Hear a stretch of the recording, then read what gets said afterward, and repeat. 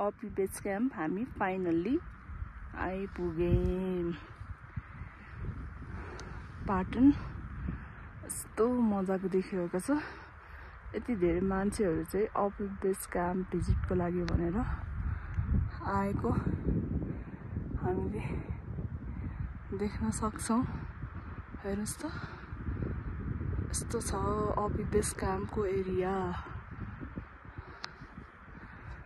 हेर्नुस् हिमालहरू अनि पाटन पहाड यति राम्रो छ। अपी बेस क्याम्प यसरी चाहिँ मान्छेहरू आइरहेका छन् बेस क्याम्पसम्म लाइन देख्न सक्छौं।